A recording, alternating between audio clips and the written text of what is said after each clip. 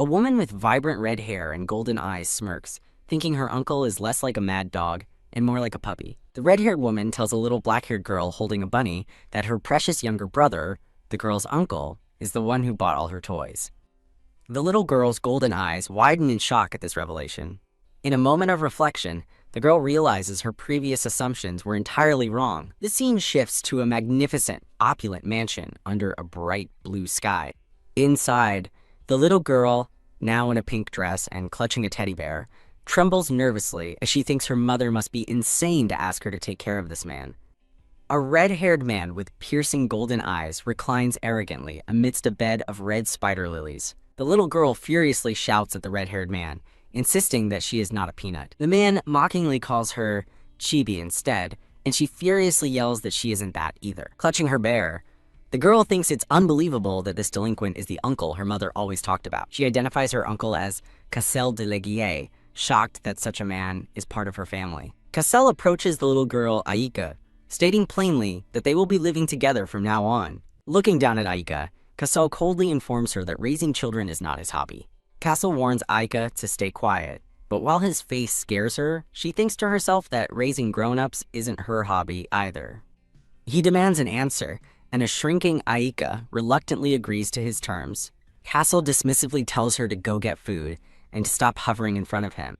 Aika protests that she has already eaten, but Cassell retorts that she should eat more if she doesn't want to remain a, quote, peanut. Turning to leave, Cassell announces his departure. Aika's cheeks puff out in anger as she internally fumes about her mean uncle. Once he's gone, Aika breathes a quiet sigh of relief. Surrounded by flowers, Aika stands with a look of quiet determination, clutching her teddy bear. Aika reflects on her loving grandpa, contrasting him with her uncle Cassell, who seems to utterly hate her. A memory flashes of Aika, dressed as a tiny knight, determined to save her uncle from some unseen danger. The scene fades to Aika sleeping peacefully, her teddy bear held tight. Aika narrates that she lives in a large country called Warford, shown on a hand-drawn map. She explains that after past conflicts, the land is now governed by three great families: Valiart, Deslin, and Notium, represented by a wolf, a plant, and a snake. The Valiart family's wolf symbol is proudly declared to be the best. Aika proudly introduces her family, her grandpa, Ilrod de Valiart, who faithfully serves the emperor, and her uncle Cassell, the strongest swordsman. She then introduces her mother, the red-haired woman from before, Syria de Valiart. Aika recalls that her mother, Syria, was always busy working at the Imperial palace and rarely had time to rest. She never knew her father, but her mother simply said he had an important duty, and Aika was happy with just the two of them. Syria meets with the Prime Minister, who thanks her for coming, but she humbly insists it's merely her duty. Aika excitedly peeks through a doorway, reminding her mom of her promise to read her a storybook. As the Prime Minister's carriage departs, Syria calls out to Aika that she is coming. The carriage ride begins under a bright, sunny sky. While reading to Aika in the carriage, Syria asks why she was so unusually eager to join her on this trip. Aika thoughtfully admits she doesn't know why, but she had a strong feeling she would really miss her mother this time. Hearing her daughter's sweet words, Syria gives her a warm, loving smile. Suddenly, the peaceful journey is shattered by a violent crash in the dark, rainy woods. A horrified Aika is splattered with blood as a guard screams that they are under ambush and to protect the Prime Minister. A hooded assassin lunges at the Prime Minister, who gasps in shock. With an agonized Erg, the Prime Minister is fatally wounded. An ornate shoe steps onto the blood-stained ground as pained groans echo in the dark. A tall, cloaked figure asks his subordinate if the necklace has been found. The subordinate holds up a golden necklace found on a victim, but reports that the other target smuggled their item out. The leader orders a retreat before they are discovered, and his subordinate agrees. As the assassins leave, a blood-soaked Syria slowly opens her eyes in confusion. Nearby, a terrified and blood-spattered Ayaka stares in horror at the unfolding tragedy. As her mother collapses on top of her, a horrified Aika cries out, "Mom?" A bloodied Syria gently holds Ayaka's face, hushing her and begging her to be quiet. Coughing, Aika is pulled into a hug as her mother apologizes for failing to protect her, prompting Aika to worriedly ask if she's hurt. Syria tells Aika that she will now possess special eyes, a revelation that leaves the little girl confused. In a surreal vision, Aika stands alone, as her mother's voice explains her new eyes will help protect the people she loves. Sarah makes Aika promise to keep her new eyes a secret, and the crying girl agrees, pleading for her mother to be okay. With a final bloodstained smile, Saria accepts the promise and gives one last warning to be careful. The scene shifts to a lonely gravestone in a cemetery at sunset, marking the passage of time. Standing at her mother's grave with her grandpa, Aika narrates that she was found not in the carriage, but in a nearby forest. Aika recalls that her memories of the accident were jumbled, and the official investigation provided no answers. She remembers the furious emperor slamming his fist down in anger over the incident. Aika believes the emperor, her mother's old friend, was deeply upset by the loss of someone so brilliant. Overwhelmed by sorrow, Aika cries as glowing bubbles float from her tears. On the day of the funeral, Aika stands with the mourners and weeps. A sudden gasp interrupts her tears as she looks up at someone approaching. She recalls that this was the day she met her uncle for the first time. Seeing the man with his mother's red hair and golden eyes, Aika hopefully whispers, "Mom?" Overcome with a flicker of hope, she runs and clings to his leg, crying out for her mom. Aika explains that seeing her uncle, who looked so much like her mother, made her believe Saria had returned. A cute flashback shows Aika sobbing and hugging her new uncle's leg while her grandpa laughs awkwardly. After that day, Aika began living with her grandpa and started to understand her mother's final gift. She realized she had gained the ability to sense danger around her loved ones through sudden, terrifying visions. She narrates that the visions first appeared in her dreams, causing her to toss and turn with pained sounds. Eventually, the visions began happening even when she was awake, like when she was innocently carrying a vase. The scene shifts to Aika sleeping peacefully, as she recalls having a particularly significant dream. Her dream is a chaotic, abstract web, signifying a journey into a prophetic vision. In her vision, a man seethes with rage, threatening a little brat and vowing revenge. The furious man draws a jeweled dagger, intent on violence. He lunges toward his target, a red-haired man, screaming, "Die, Legier." Aika jolts awake with a scream, crying out, "Uncle, no!" Panting in her bed, she desperately tries to understand who she saw attacking her uncle. Sitting up with wide, determined eyes, she resolves that she cannot sit by and do nothing after seeing the future. For her mother's sake, she vows that her uncle will not die, as a vision shows him training with a sword. Peeking from behind a tree with a fiery resolve in her eye, she begins her solemn vow. She declares her intention to stay by his side and protect him, catching her uncle's attention as he senses her presence. Determined not to let the vision come true, Aika steels herself, ignoring her inner doubts about sticking to her grumpy uncle.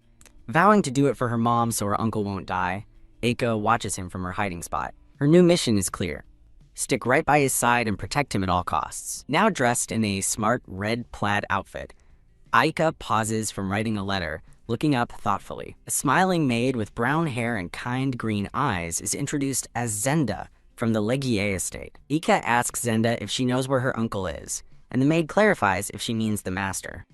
Aika's eyes widen in surprise at the confirmation. With a burst of excitement, Aika declares she's going to see him, and dashes off, leaving a startled Zenda behind. Zenda offers to make sweet cocoa, but Aika is too focused, shouting that she has to see her uncle. The flustered maid thinks to herself that it's probably not a good idea to bother the master when he's busy. Sighing in resignation, Zenda agrees to escort her, and a delighted Aika takes her hand. The scene cuts to Cassell, standing inside his room. Aika beams with pure joy and anticipation outside the door. Standing before a grand door with Zenda, Aika looks up, suddenly confused by the imposing sight. Aika bursts through the door, shouting for her uncle, while a frantic Zenda calls out for the miss. The door creaks open, revealing a man's shoe as he is disturbed. Cassell, with his shirt open, asks Aika with annoyance why she isn't keeping a low profile as she clings to his leg. Aika puffs out her cheeks, looking determined despite her flustered expression. With a triumphant HMPH, she clenches her fists and grins defiantly. Cassell looks down unimpressed, asking what she wants and why he should play with her. Both Cassell and Zenda are shocked by Aika's refusal to let go of his leg. Stunned, Cassell can only manage a confused, "Huh?" as she continues to cling to him. While he orders her to let go, Aika holds on tighter, desperately pleading for him not to leave. Sighing, Cassell remarks that she's as stubborn as her mom, but Aika quickly retorts that her mother isn't stubborn, unable to win the argument. With tear-filled eyes, Aika offers to give him all her snacks if he promises not to go. Cassell asks if she thinks her puppy dog eyes will solve everything, to which she innocently asks what he means. Giving up, Kale decides to toss her off, but Aika cries out, begging him to grant her one special wish. A furious Cassell orders her to let go now, but she just sniffles, refusing to budge. Tearing up, Aika remembers her vision, certain that if he leaves, he'll fight the man from her dream and be gravely injured. She recalls watching him from a doorway, realizing he secretly eliminates the enemies of the Valyart family. As an image of a serious Cassell appears, she knows her uncle has a terrifying number of enemies. The fear of him disappearing just like her mother did gives her the strength to hold on tight. A warm memory of her mother, Saria, smiling and calling her name floods her mind. Looking up at Cassell with pleading, tearful eyes, she whispers his title, Uncle. Overcome with emotion, Aika begins to sob as she wipes her tears. Cassell's expression softens slightly as he looks down at the crying girl. He tells her that if she misses her mom so much, she should just look in the mirror, leaving her confused. Aika argues that she doesn't look like her mother, insisting that with his similar features, he's the one who resembles Saria. She happily exclaims that he looks just like her mom, leaving Cassell momentarily speechless. An exasperated Cassell runs a hand through his hair, calling her a headache for stirring things up. Aika cleverly twists his words, excitedly asking if his complaints mean he actually wants to live with her. Holding his hands up in surrender, Cassell insists he's no good with kids and tells her to return to her grandpa's house. Aika quietly admits that she likes him and that her mom used to talk about him a lot. Her heartfelt confession seems to get through to him as he listens with a softened gaze. Tugging on his pants, she earnestly asks if she can stay and get to know him better. She looks up at him with a hopeful, pleading gaze, waiting for his answer. Cassell gazes down at her, silently weighing his decision. As Aika looks up hopefully, a ghostly image of her smiling mother appears beside her. Aika is startled when Cassell suddenly turns away, and she calls out to him questioningly. He finally relents, telling her to do whatever she wants, much to her confusion. Her face instantly brightens with pure joy as she asks if he really means it. Aika jumps for joy, but Cassell grumbles, asking if she thought he'd fall for all her tricks. Aika gets a determined look and announces she has one more thing. She proudly presents a handwritten contract stating that her uncle will never kick her out. A bewildered Cassell asks what it is as Aika thrusts the contract at him, demanding he press it. Amused, Cassell studies the childish note before agreeing to her terms with a smile. Aika declares victory, stating she won't go anywhere and will just ride horses in the garden. As Cassell walks away, Aika watches him go, her mission accomplished for now. Aika feels proud for preparing the document, remembering her mother teaching her to write down important things for protection. Aika's triumphant mood darkens as a dawning realization hits her. The scene shifts to Kale on horseback, preparing to ride out with her grandpa. Suddenly, his horse, Gunter, rears up in a panic. Wah! A panicked Cassell shouts as he struggles to control the spooked horse. Back in her room, Aika collapses with a gasp, another painful vision taking hold. In her room, Aika is horrified by her new vision, crying out, "What is this?" She snaps to attention with a gasp, shouting for her uncle in a panic. Her vision reveals her uncle, Cassell, walking toward the stables from a distance. Aika runs, realizing with dread that her uncle is facing danger twice in one day. She bursts into a room shouting for her uncle, thinking this is too much, surprising a man with glasses. Leto, the butler of the Legier estate, turns to her in surprise. He confirms the master went for a ride, and Aika panics, realizing he's already gone. Dashing across the grounds, Aika frantically wonders why her uncle had to be so fast. She races onward, knowing the stables are just around the next corner. Out of breath, she continues her desperate sprint through the woods. She finally spots her uncle by his horse, sighing in relief that she's found him. Hearing her call his name, Cassell glances back from his horse. Furious, Aika charges, accusing him of being a liar for breaking his promise not to go out. As she latches onto his arm, Cassell argues he's just riding on his property and tells her to let go. Aika insists he can't ride that specific horse, prompting an exasperated Cassell to ask what's wrong now. The horse, Gunter, lets out an uneasy, low rumble. Now holding Aika, Cassell worriedly calls his horse's name as it continues to make unsettled sounds. Clutching his shirt, Aika stares intently at the horse. Aika points out the horse's trembling, raised hoof, a sign something is wrong. She takes a step forward, moving closer to the horse for a better look. Crouching down, she inspects the horse's hoof, trying to figure out what's wrong. She flinches back in shock, letting out a startled, "Whoa!" at what she sees. Yank. Cassell yanks her away from the horse by her dress, scolding her for getting dangerously close. Cassell orders his father-in-law to take the horse inside for an inspection, leaving Aika looking defeated in his grasp. Aika asks if he's not going to ride. and he confirms he can't ride an injured horse. Beaming with joy, Aika realizes her plan worked and her uncle is now safe. She snuggles against a silent Cassell, overjoyed with relief that her vision won't come true. As Aika lets out a pained OWW tilde, Cassell internally grumbles about her reckless behavior. He reflects on the danger she put herself in, wishing she had stayed safe with her grandpa. This, he thinks, is precisely why he never wanted to bring her to his estate. Aika, now held gently, looks up at her uncle with tired but trusting eyes. Carrying the exhausted girl, Cassell softly asks if she's sleepy, and she quietly agrees. He carefully lays the sleeping Aika down in her bed. He gently pulls the covers over her, ensuring she is tucked in. Watching her sleep, he notes her exhaustion and wonders again why she's so determined to cling to him. Even in her sleep, Aika tightly grips his trouser leg, refusing to let go. Cassell turns to leave the room, a complex expression on his face. 3 days later, the scene opens on the Grand Legier mansion. A new day begins, marked by a fresh daisy clip in Aika's hair. Aika peeks into a study, holding a drawing pad and calling for her uncle. Gerard, Cassell's escort knight, welcomes her as Cassell groans internally that she's back again. Cassell asks why she isn't in her room, and she cheerfully retorts that she is not a peanut. She proudly presents her masterpiece, a childish drawing of a red devil and a little girl. Horrified by his demonic portrayal, Cassell asks if that's him, while she beams, thinking it's a good drawing. Clenching his fist in frustration, Cassell tries to change the subject. Aika waits expectantly, clutching her drawing and watching him. He announces a visit to her grandpa's house, and Aika lights up with excitement at the news. Aika is thrilled, already thinking about the delicious cupcakes she wants her grandpa to try.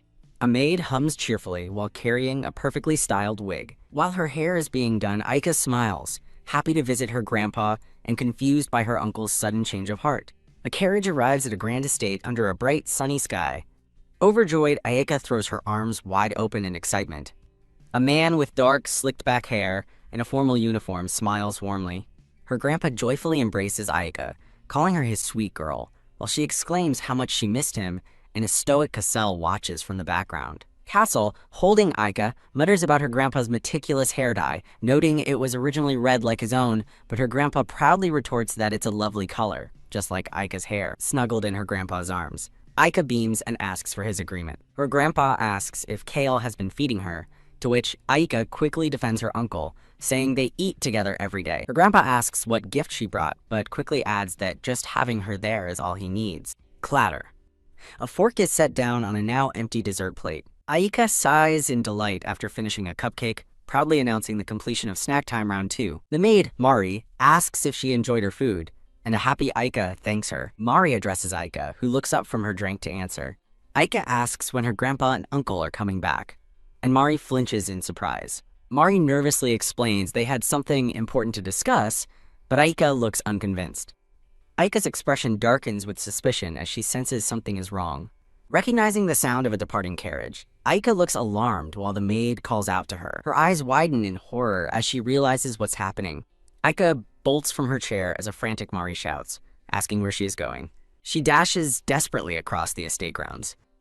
Peeking from behind a stone column, Aika stares in disbelief. She sees her grandpa standing next to the carriage, wondering who he's with. Aika is shocked to see her uncle Cassell inside the carriage. Her face fills with tearful dread as she thinks, it can't be. She fears he is trying to leave her behind again. She breaks into a desperate run toward the carriage. Aika runs toward her surprised grandpa, shouting that her uncle is a liar. Her grandpa catches her, telling her not to run, but she struggles, demanding he let her go. As the carriage drives away through the gates, Aika cries out for her uncle. In her grandpa's arms, a tearful Aika whispers her uncle's name, thinking she just wanted to save him. A vision of a resolute Cassell appears as Aika's pleas for him not to go echo in her mind. The scene shifts to a child's messy room filled with stuffed animals. Her grandpa looks down with concern, asking what's wrong with his child. Aika hides under a blanket, sulking, with a squirrel-like creature sitting on her head. Her grandpa panics, distressed to see her making such an upset face. Her grandpa listens silently as Aika complains that she could have caught her uncle if he hadn't stopped her. He gently suggests they eat a delicious snack, but a pouting Aika refuses. Huddled under the covers, Aika sadly concludes that her uncle must have abandoned her, breaking his promise. In a fit of anger, she resolves that she doesn't care about her uncle anymore. The scene transitions to a sprawling, opulent mansion.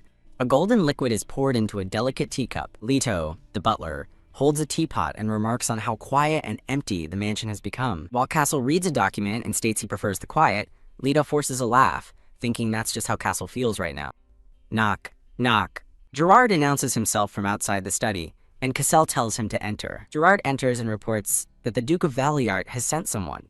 Cassell looks up from his papers with a sharp expression, asking what it is. Gerard reports that Aika has been weak since she fell asleep and isn't eating because she's waiting for him. Gerard looks concerned and asks Cassell if he shouldn't go see the young miss. Cassell lowers his gaze, remaining silent as he considers the news. Leto reassures Cassell that Aika is a child who will be fine with the old man, but Cassell remains silent and troubled. Cassell dismisses his staff, telling them to get back to their posts, and a concerned Leto and Gerard quietly agree. Creak. In his opulent study, a resolute Cassell rises from his desk, having made a decision. He thinks back to how Aika always ate her snacks so well, the image of a pastry underscoring his concern. A memory surfaces of a happy younger Aika stuffing her cheeks with a treat. Thud. He recalls the report of her not eating, a document now lying on his desk. Overwhelmed, Cassell covers his face with a sigh, the untouched pastry a symbol of his worry. He remembers his own internal struggle, his resolve to not get any more attached, clashing with the memory of a worried Aika. A montage of memories, a proud Aika with her drawing and a tearful Aika calling for him, fuels his internal conflict as he thinks he must break things off. His resolve crumbles as he covers his face and curses, unable to stay away. The scene transitions to a quiet, moonlit night. Riding through the night, Cassell tells himself he will just see her face and nothing more. He arrives at the gates of the Grand Valiard estate, under the cover of darkness. Deciding to avoid the main entrance to prevent a fuss, he pushes open a side gate. Whoosh! Cassell leaps gracefully over the estate wall. He lands silently on the grounds, moving with stealth. As he walks, he recalls hearing Aika was sleeping in a room Saria used to use, a name that clearly troubles him. His eyes flash as a rustling sound catches his attention. Hiding in the bushes, two cloaked figures with swords lie in wait. A bandaged assassin confirms their location at the Valiart mansion, reminding his partner of their target and their plan to meet in front of a specific room. A voice suddenly interrupts, asking where they think they are going, startling the assassin. Shinga's sword is drawn in the dark. Cassell appears behind the intruders, coolly remarking on the bugs that have gotten in, as the shocked assassin stammers his name. With a menacing grin, Cassell asks the raiders if they are prepared for the consequences of their reckless ambush. Cassell seizes one of the assassins by the throat. Holding the choking man, Cassell demands to know who hired them, thinking how dare someone try this. The second assassin lunges, raising his sword to strike Cassell from behind. Clang. The attack is parried by another blade. Cassell looks over in surprise at the unexpected intervention.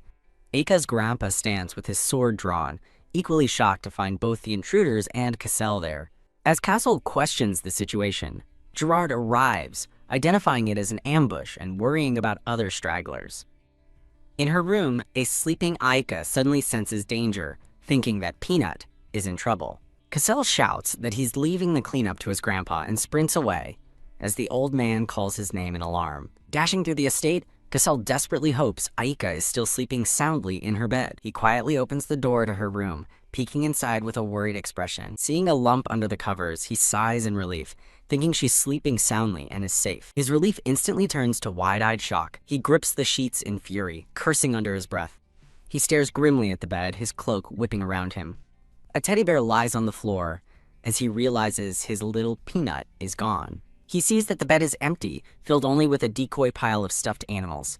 Turning away from the empty room, he frantically wonders where she could have disappeared to.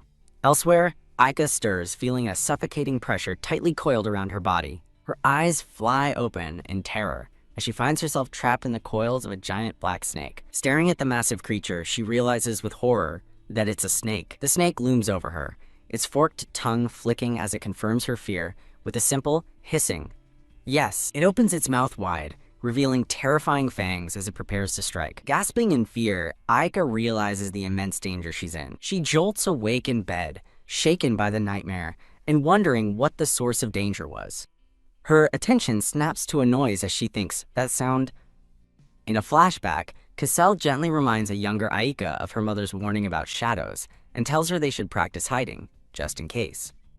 If the shadows come, a chibi character with purple hair and a witch hat sadly clutches a small creature.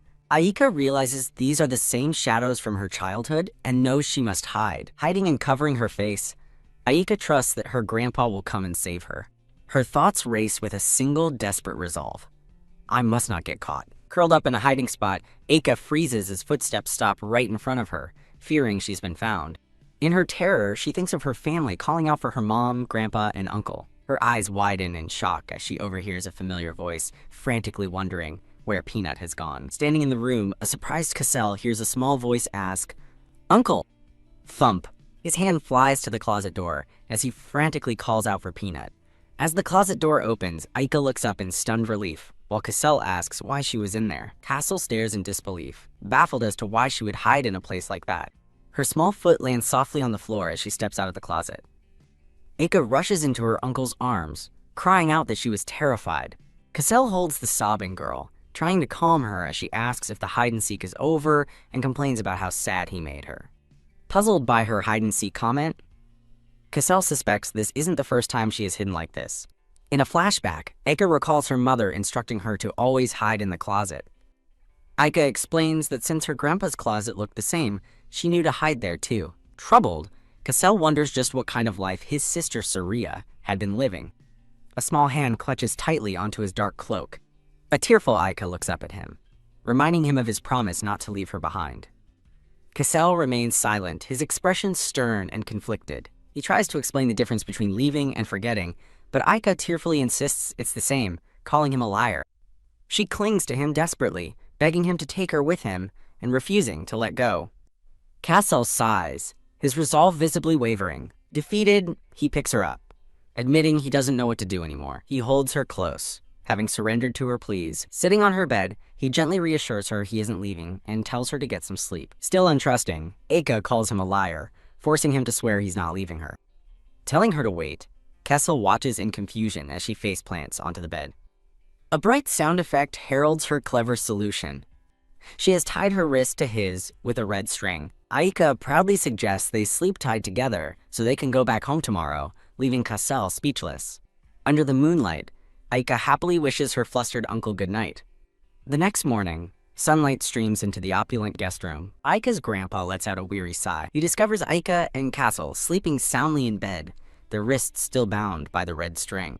Outside by the carriage, Cassell holds a sleeping Aika, ready for their departure. Cassell informs his grandpa he's taking Peanut back, while a now-awake Aika happily waves goodbye. Her grandpa sternly warns Cassell he'll lose his title if he makes Aika cry again, but Cassell just shrugs it off. The grandpa bemoans how much he'll miss his little puppy, and Aika promises to visit often. He cheerfully tells her to run to him anytime Cassell is being a bother. Aika gives an enthusiastic, "Okay," as she waves goodbye. Back home, Kincaid asks his grandpa if all the intruders from the night before have been found, and his grandpa confirms it. Her grandpa's expression turns menacing as he vows that those who underestimate the Valiants will learn their lesson the hard way. Pleased with the answer, Cassell tells him to keep in touch if anything else happens. As his grandpa departs, he entrusts Aika to Cassell's care, and she happily waves goodbye. The scene transitions to the grand mansion, their home. Aika stands cheerfully in the sunlight, happy to be back. The maid, Zenda, greets her with a joyful smile, exclaiming that the young miss has returned. Zenda embraces Aika, admitting how empty the mansion felt, while Aika happily says she missed her too. The maid, Zenda, earnestly promises to protect Aika, vowing to support all her wishes. Zenda and Aika laugh together, with the maid promising to explain things so she won't be scolded, to which Aika happily agrees. Aika beams, feeling super reassured now that Zenda is on her side. The chibi drawing illustrates Aika's thought that everyone will be on her side, even if her angry Uncle Cassell gets mad. In her imagination, Aika's allies form a shield to protect her from her fiery uncle. Aika cheerfully tells Zenda she wants to befriend everyone else too, leaving the amused maid to wonder about her plans. Aika asks to whisper a secret, and Zenda leans in curiously. Aika whispers her plan, leaving a wide-eyed Zenda completely shocked.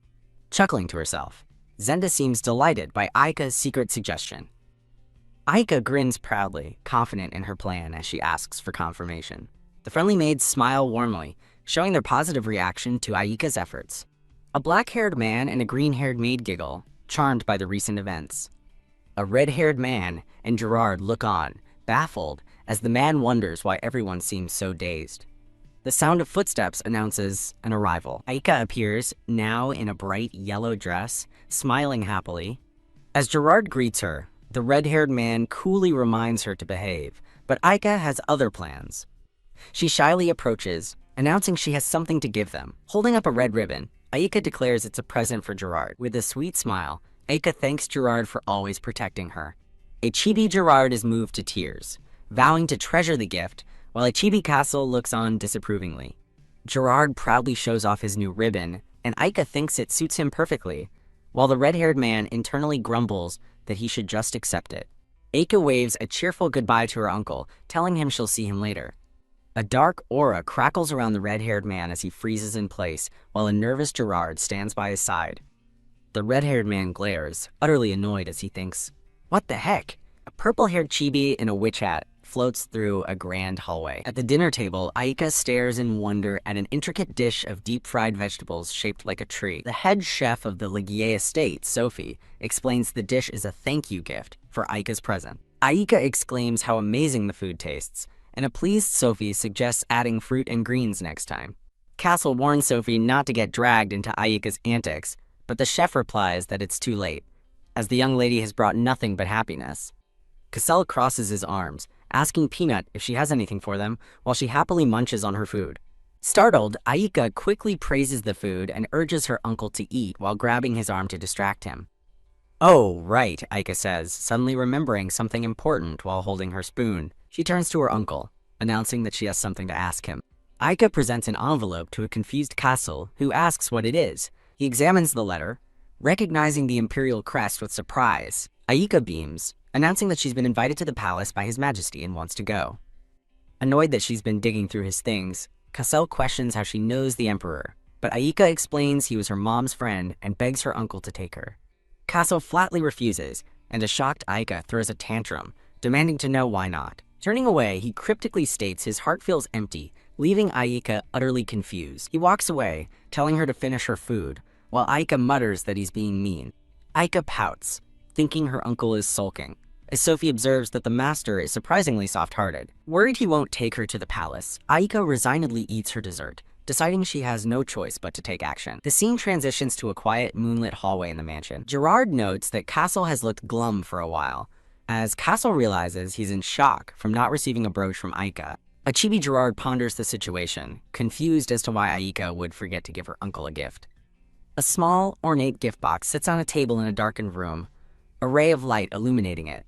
The open box reveals a beautiful red and gold brooch, far more elaborate than the ribbon Gerard received. Gerard explains that Aika must have been late, preparing the best gift for him, and encourages a stunned Cassell to pin it on. Holding the exquisite brooch, Cassell mutters about who even asked for it, but his expression betrays his feelings. A flashback ends as Cassell, the red-haired man, examines a small red bow, feigning indifference and calling it a cheap little thing. He asks Gerard if he also received a box, but the brown-haired man confirms he did not get one. Meanwhile, Aika admires a larger, marigold-like ribbon, delighting in its size and elegant layers.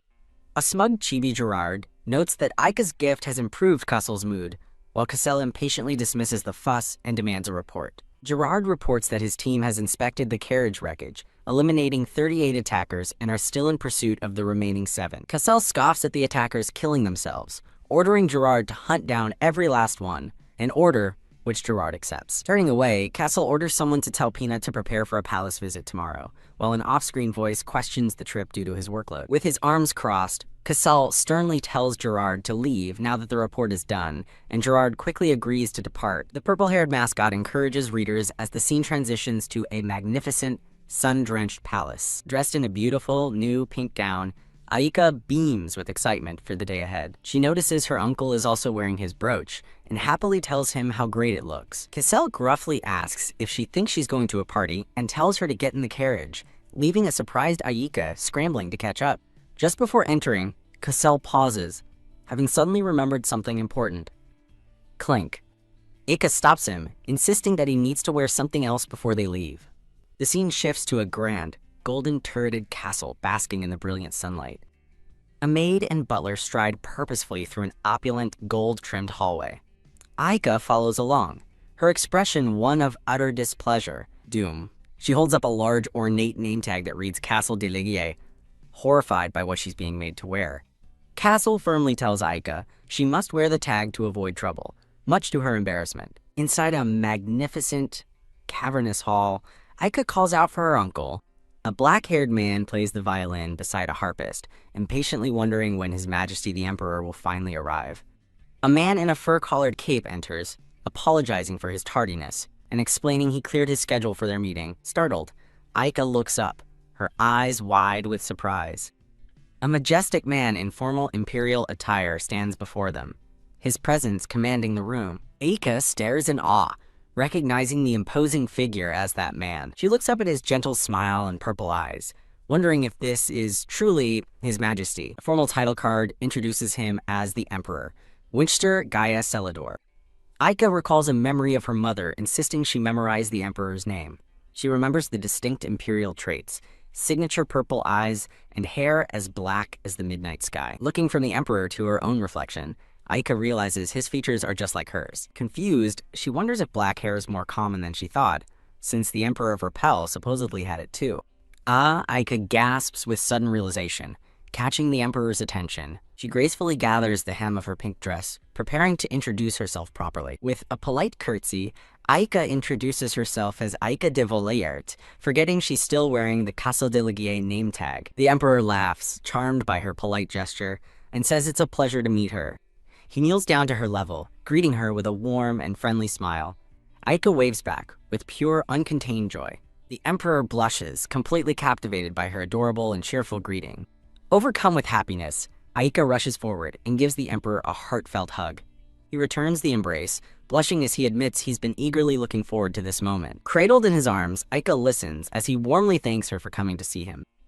He remarks how much she resembles Saria, prompting Aika to ask if he and her mother were friends. The Emperor smiles, confirming that both Saria and Cassell are dear friends of his. He then spots her name tag, asking if Cassell gave it to her and calling it adorable, which flusters Aika.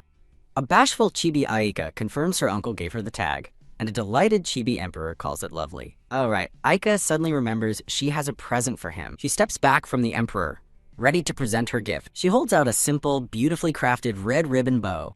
Beaming, Aika offers the bow as a gift, thanking him for the invitation. The Emperor looks down at the gift, touched and surprised, as he asks if she made it for him. Ahem, Cassell clears his throat, feigning nonchalance while wearing his new brooch. With his arms crossed smugly, the red-haired man proudly displays the elaborate brooch Aika gave him. A Chibi Aika, and a confused Gerard watch as a smug Chibi Cassell silently boasts that his gift is far flashier. The black-haired man smiles warmly, thanking Aika for the thoughtful gift she gave him.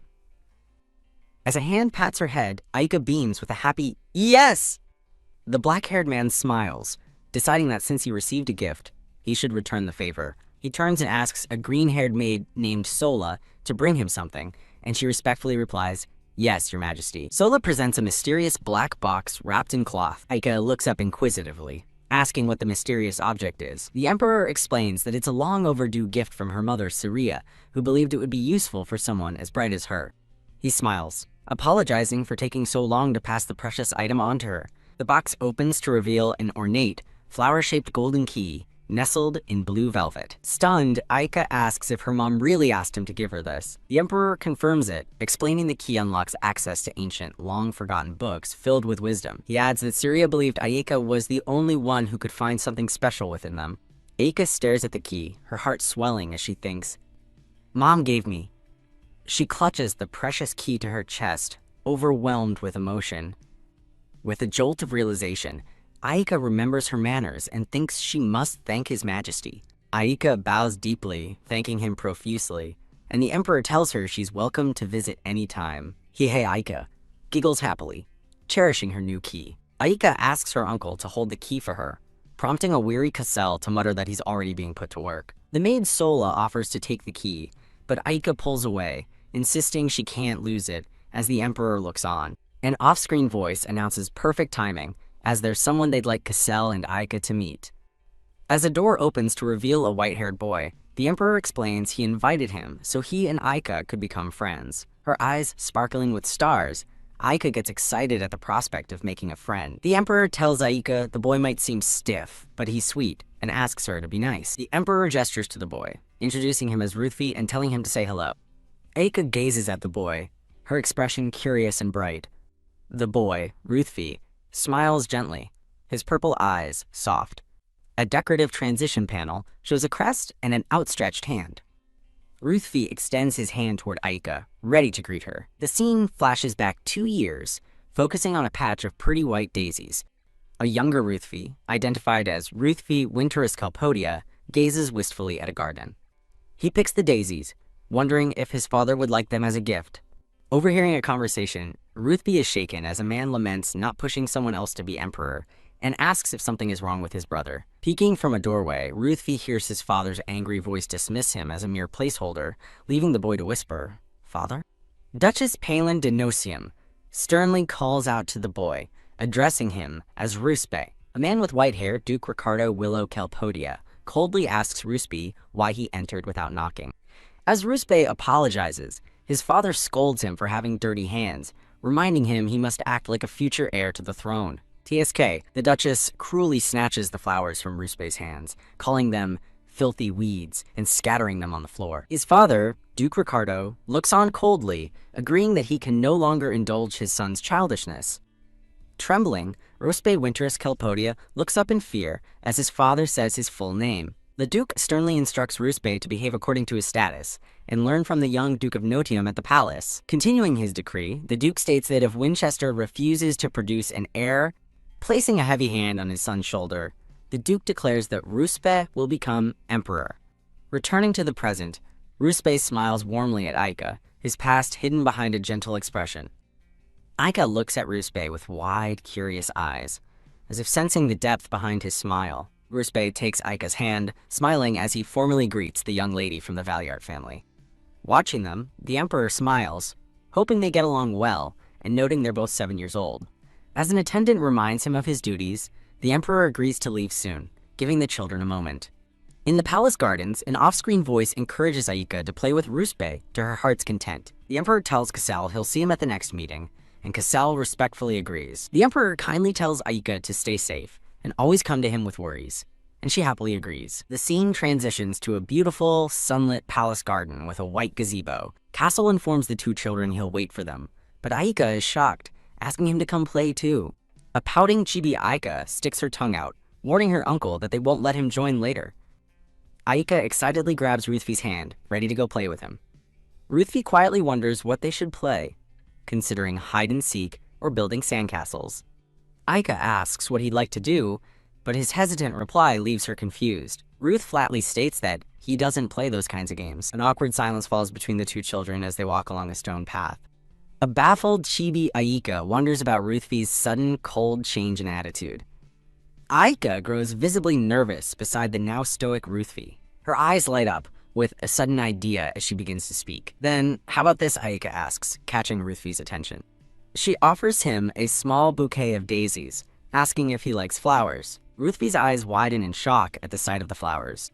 A painful memory flashes back at the Duchess, snatching daisies from his hands and calling them filthy weeds. Brushing it off, Ruthvi turns away, but Aika insists that adults like flowers too. As Aika fondly mentions her mother's favorite flower shop, Ruthvi is once again struck by a memory. Oops, Aika gasps as she accidentally drops the daisies on the ground. Ruthvi coldly tells Aika to leave him alone, stating she doesn't need to pretend to be friendly. He looks away, sadly whispering the word flowers. Unfazed, Aika approaches him with a bright, determined expression. Ruspe looks back at her, utterly confused by her persistence. A grumpy chibi Ruspe admits he doesn't hate flowers, and Aika happily misinterprets this as him liking them. Aika shouts for him to wait, and suddenly dashes off, leaving him bewildered. Blushing, Ruthvi stands alone, wondering what she's planning. A flashback shows a younger Ruthvi clenching his fist, defiantly thinking he doesn't need friends. Aika returns, beaming with a cheerful wave. She holds out her cupped hands toward a bashful Ruthvi. She reveals a simple, beautiful ring she fashioned from a daisy. Aika asks him to be her friend, but he quietly repeats his old conviction that he doesn't need one.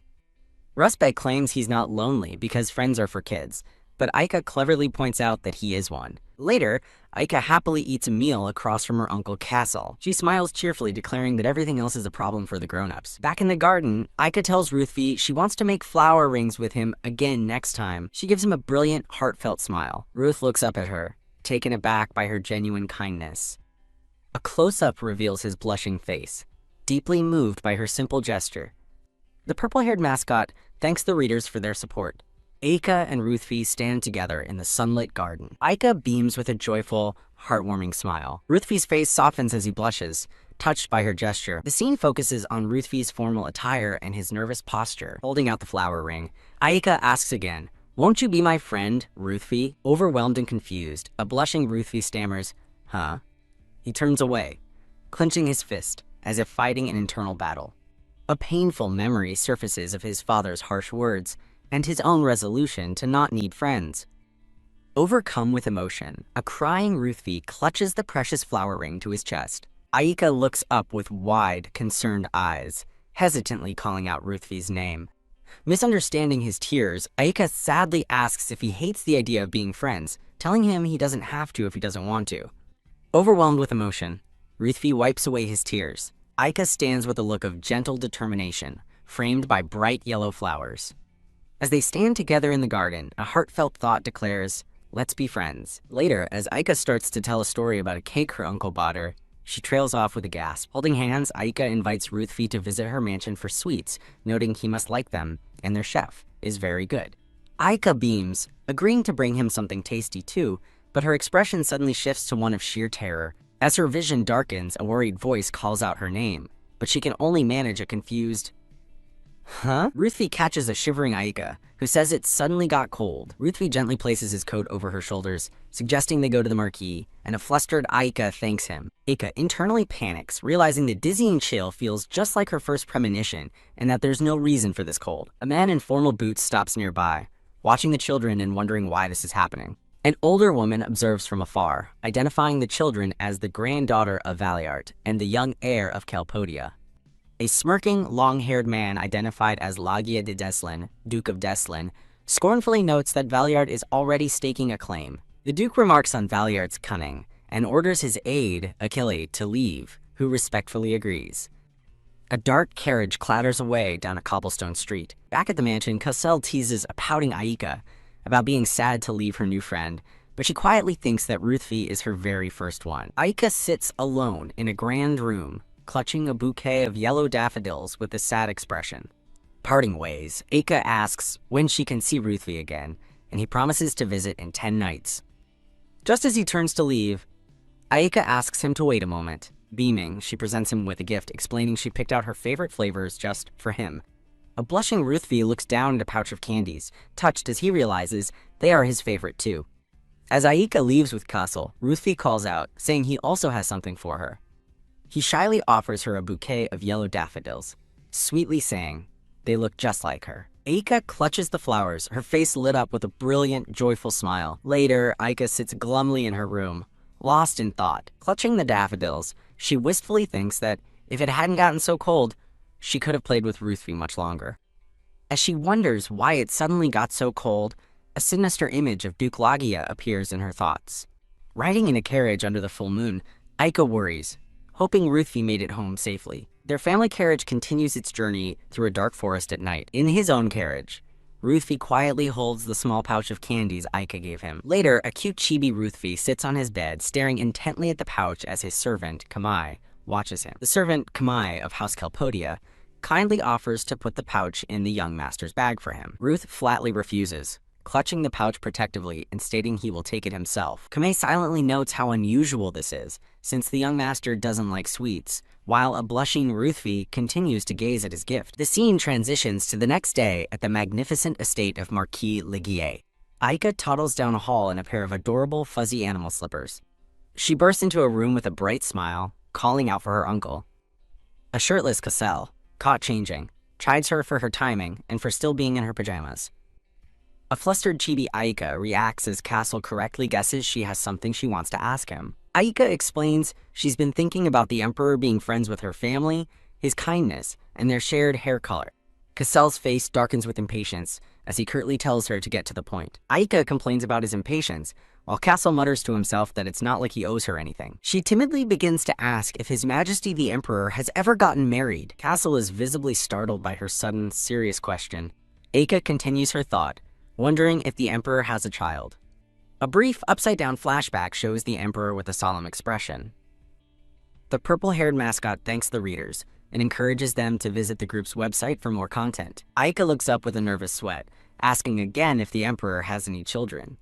Cassell looks askance, demanding to know what Aika is suddenly talking about.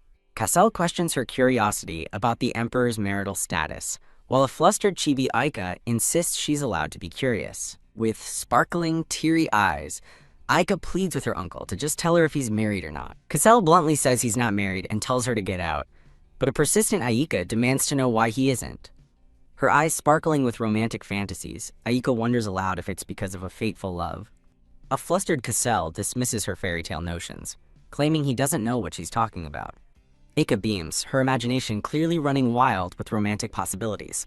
The Aika stands stunned before the closed doors to her uncle's room. Pouting, Aika thinks it's mean that her uncle won't share secrets with her, even though they're friends now. A few nights later, the scene shifts to magnificent Legier estate, under a full moon. Dressed in formal attire, Cassell muses that Aika has been acting strange lately. He thinks about how quiet she's been, compared to her usual troublemaking, as Aika is shown peacefully drawing a picture. As he turns to leave, Aika asks where he's going, but he coldly tells her not to follow. Aika meekly agrees, and a surprised Cassell wonders why she's not begging to come along. He glances back at a focused Aika, who continues to draw without another word. Cassell tells her he'll be back and to behave, and she cheerfully wishes him a safe trip. Suspicious of her easy compliance, Cassell wonders if she is up to something. He departs, closing the large doors behind him. Outside by his carriage, Cassell reflects that this is the first banquet since his sister died, noting the old man has finally made a move. An aide confirms Cassell's arrival, but Cassell demands a report on an assigned task before they leave. The aide reports that they've dealt with most remnants and are pursuing the last 7, as Cassell orders him to continue the search. The grand carriage rolls through the estate gates and into the starry night. Inside the carriage, Cassell adjusts his glasses, starting to worry that he should have checked on Aika one more time. He glances at a large travel trunk, assuming she is probably getting into mischief at home. He pauses, looking thoughtful and uttering a questioning, He looks back at the trunk with a growing sense of suspicion. With a sigh, Kale looks at the trunk and tiredly tells the stowaway to come out. Annoyed, Cassell repeats his demand as the trunk begins to shake. Aika pops out of the trunk with a big yawn, looking sleepy but triumphant. She cheekily asks how he knew she was there, leaving an unamused Cassell speechless. Aika explains she snuck in while he was talking to Gerard, pouting that he won't tell her about the party. Cassell internally complains about the little duckling who follows him everywhere, a predicament he never imagined. Sighing, Cassell relents, and a thrilled Aika asks if she can really come along. Overjoyed, Aika hugs her uncle, declaring him the best and coolest in all of Warford. As they ride atop the carriage, Cassell tells her to stop the flattery so he can tie her hair, and she happily agrees. With her hair being done, Aika chatters excitedly about seeing her grandfather and all the food at his party. They arrive at a breathtaking, brightly lit mansion, and Aika lets out a gasp of, "Wow!" Aika marvels at the brilliant estate, exclaiming that it's as sparkly as the stars. She excitedly bounces toward the entrance, calling the mansion pretty while Cassell tells her not to run. Aika recalls her mother dressing up to go out, thinking that if she knew it was for a party, she would have wanted to come too. Holding her uncle's hand, Aika asks if her grandfather has arrived yet, but Cassell curtly says he doesn't know.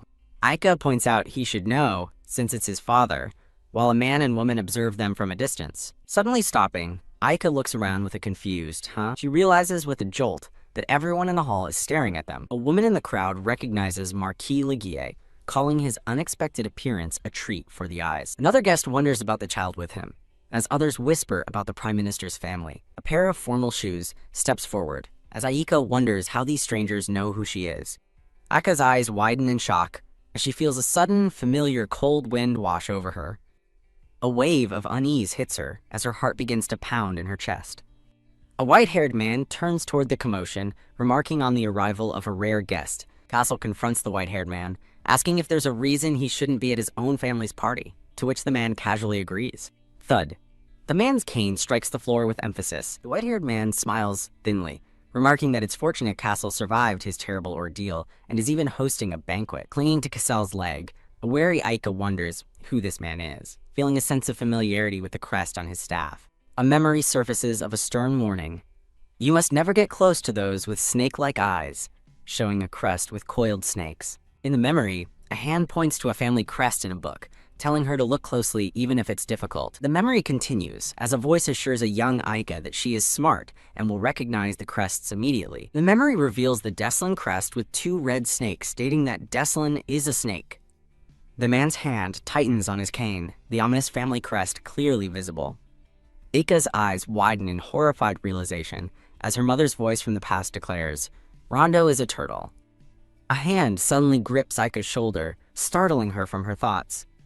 A close-up of Aika's wide golden eye reflects the image of her uncle, Cassell. Cassell stands protectively, his formal military attire gleaming in the light. The white-haired man, identified as Marquis Rondo, sighs that getting older makes him worry about unnecessary things. Aika's terrified mind flashes back to the memory of her mother identifying the Rondo family crest as a turtle. Her internal voice screams a warning that this is the person her mother told her to be careful of. Cassell remains poised and silent in his formal uniform. Marquis Rondo wears a strained smile, repeating that as one gets older, they worry about useless things. The man clears his throat, formally identified as Marquis Rondo, Jamil de Rondo. Hiding behind her uncle, Aika confirms the turtle crest belongs to Marquis Rondo and remembers her mother's warning to stay away since he's close with the snake Deslin. Shivering, Aika wonders why it suddenly feels so cold and why the old man's voice seems so familiar. Cassell glances down at her, remaining silent but observant. Marquis Rondo looks at Cassell, asking why he's in such a rush. The Marquis turns his attention to Aika, noting he hasn't seen the child before and reaches out, wondering if she is the Chancellor's daughter. Crack! Cassell violently grabs the Marquis's wrist, stopping him cold as Aika watches in shock and the old man yelps in pain. Cassell glares menacingly, warning Marquis Rondo to go home while he's being nice, or there will be trouble if he keeps talking. The Marquis nervously pulls his hand back, promising to be careful, as Cassell coldly tells him not to misunderstand his actions. The scene transitions, showing the grand, glittering ballroom. Cassell leads a quiet Aika through the crowded hall as guests look on. Aika wordlessly clutches her uncle's coat, still looking apprehensive. A handsome, dark-haired man waves warmly from across the room, calling out, "Aika, my princess." Aika's grandfather beams with affection, his eyes crinkling with a gentle smile. Aika leaps into her grandfather's arms, giggling that his cheek is smooth, while he lovingly asks why she was so late. Cassell watches with a flat expression. Still in his arms, Aika announces she has something to ask her grandfather, who smiles and asks what she's curious about. As Aika brings up Rondo's name, her grandfather looks confused, questioning why she's suddenly asking about that man. Cassell thinks to himself that he recognizes the old man's voice from somewhere, but can't quite place it. In a cute chibi argument, Cassell asks if she's mistaken the voice, but Aika retorts that her grandpa's voice is deeper and cooler. Aika explains to a surprised Cassell that her mother, Surya, warned her about Rondo and Deslin, which is why she's worried. A flashback shows a red-haired woman, presumably her mother Surya, pointing out the family crests to a young, attentive Aika. Cassell turns away, looking somber as he quietly processes the fact that his sister Surya had given Aika such a warning. Her grandfather quickly changes the subject, telling a curious Aika that he has a special gift for her.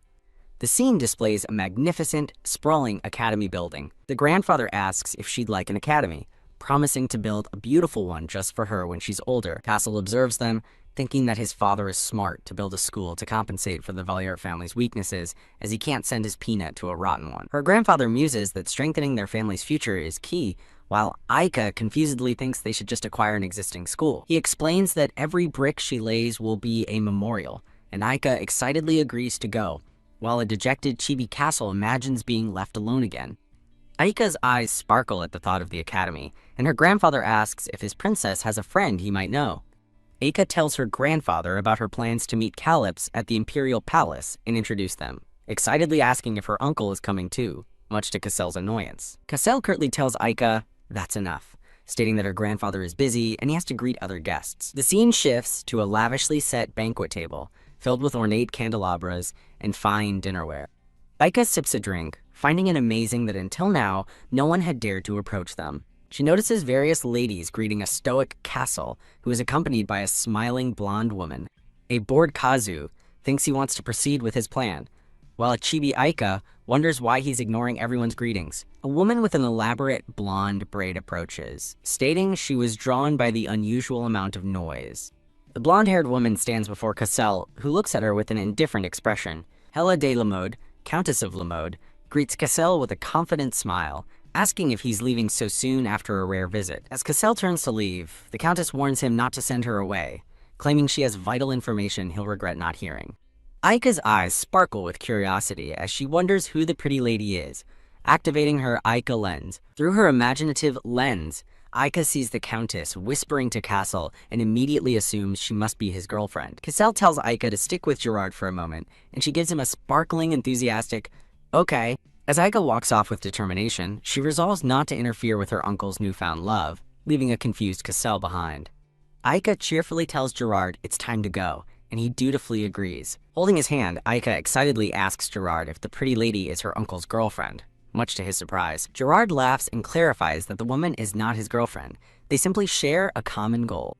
Aika lets out an ah of understanding, her misunderstanding cleared up. She spots a magnificent, glittering fountain and excitedly asks Gerard if she can sit by it. Gerard gently steers her toward a nearby table instead, worried she might get wet, and Aika happily agrees. Aika beams as she sits at a table laden with beautiful cakes, happily accepting a slice from a smiling Gerard. While eating, Aika wishes her uncle could see the pretty cakes, while Gerard suggests they can leave if she's bored. Aika insists on waiting for her uncle, so Gerard says he will check on the situation and asks her to wait.